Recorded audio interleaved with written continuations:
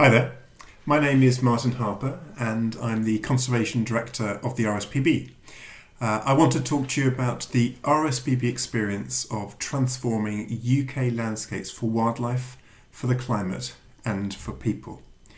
My intention is to add to the spirit of Earth optimism by demonstrating that we know what it takes to improve the natural world because we've done it. And I want to draw out some lessons to inspire others to do more.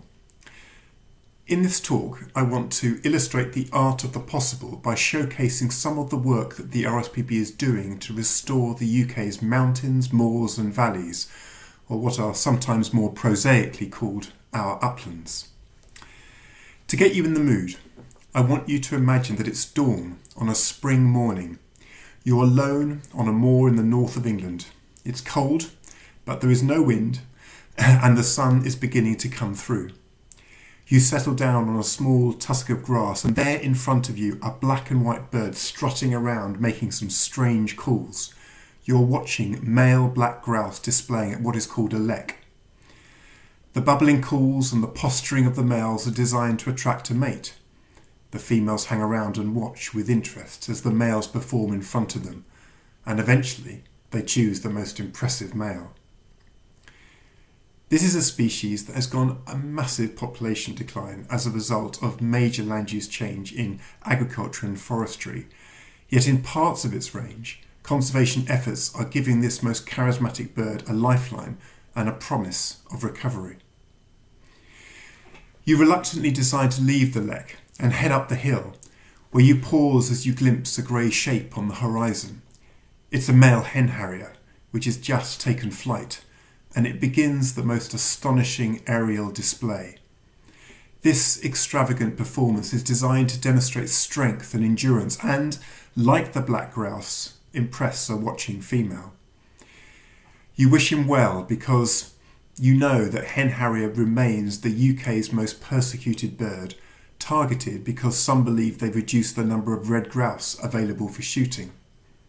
Yet you also know that good moorland management, nest protection and a team of dedicated investigators are working with the police to catch those criminals that trap, poison and shoot these wonderful birds, meaning more of us can enjoy this spectacle.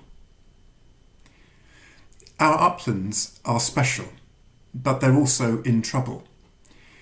The inaugural State of Nature report, launched by Sir David Attenborough in 2016, found that of 877 UK upland species assessed, 65% have declined and 35% declined strongly. Many specially protected areas, especially those designated for montane heath, blanket bog and upland heath, are in poor condition as a consequence of historic and current management, especially draining, burning, high density livestock grazing and the wrong trees planted in the wrong place. This management, coupled with browsing by wild deer, has constrained the distribution of native pinewood and Atlantic oakwood. But this isn't just about wildlife, it's also about carbon. For example, over 80% of our peatlands are degraded, releasing something like 23.3 million tonnes of CO2, which is equivalent to the emissions of all HGVs, the big trucks, which is about 5% of total UK emissions. In its advice to the UK government about how to meet its net zero obligation, the Committee on Climate Change recognised the significance of peatlands and woodlands and set some very ambitious targets, for example to ensure that all upland peatlands are restored by 2045. In fact, research the RSPB has conducted with WWF has shown that UK landscapes, especially peatlands, woodlands and grasslands, lock up more than 16 billion tonnes of CO2 equivalent gases, which is more than 130 years' worth of current road transport emissions in the UK. In addition, the UK has the potential to use natural spaces to absorb and or lock up an additional 123 million tonnes by 2030 and more than 3 times that by 2050. Nature-based solutions could result in something like 6 to 7% of UK emissions reductions by the end of this decade which would be good news for wildlife and good news for our climate. So the way we manage our landscapes, especially our uplands, matters both for carbon and for wildlife. But we can make things better. I say this with confidence because the RSPB and many other organisations have, over the past 4 decades, been working to fix our uplands. For example, the RSPB recently calculated that across the whole of our upland estate, we've restored 2,400 hectares of broadleaf woodland and native pinewood. We've felled about 2,700 hectares of non-native conifers, and we've also re-wetted about 14,000 hectares of upland peatland. This is good news for wildlife, for carbon storage, for water quality, and for flood protection. So how do we do this, and what gives us confidence that we can do much more?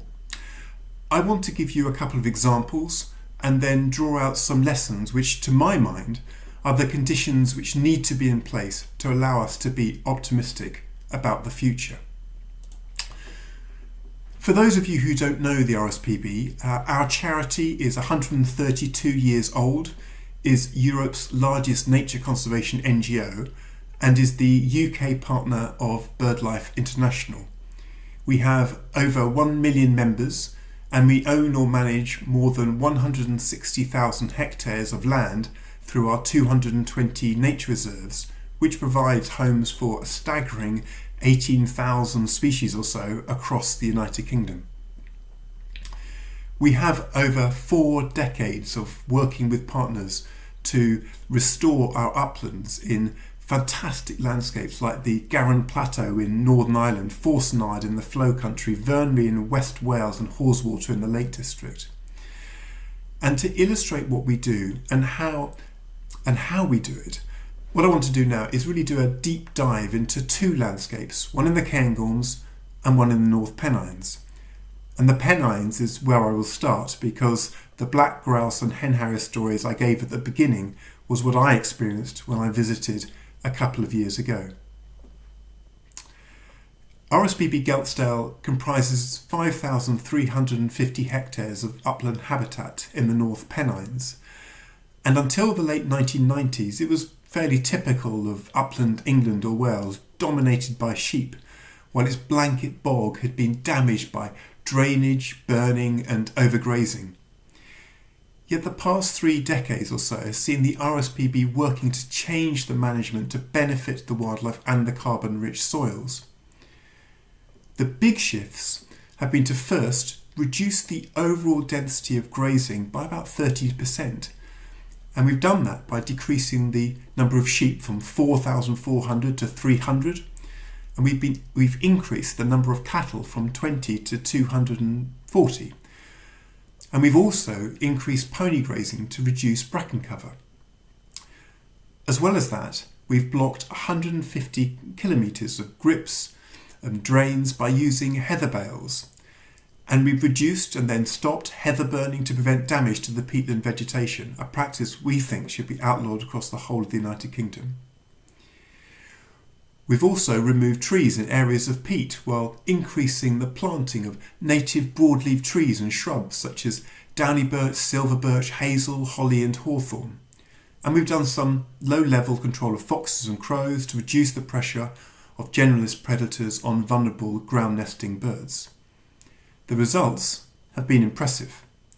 We've increased the area of blanket bog in favourable condition from 9% to 43%, which compares really favourably with all English blanket bogs, which are stuck at about 10% favourable condition. We've also dramatically increased the cover and species richness of peat-forming sphagnum mosses. In fact, in one area where the non-native lodgepole pine was felled to restore a bog, there has been sufficient growth of sphagnum to allow it to be harvested and translocated to help restore areas of bare, eroded peat at another RSPB site called Dovestone in the Peak District. Species like dunlin and golden plover have bounced back at Dovestone as a result of the restoration. And at Geltsdale, we have dramatically increased the black grouse population, restored lapwing to the site, and helped stabilise the population of species such as curlew, whose numbers have been plummeting across the rest of the UK. And while many challenges remain, the results at Geltsdale show the benefits of restoring our uplands. My second example is in the Cairngorms.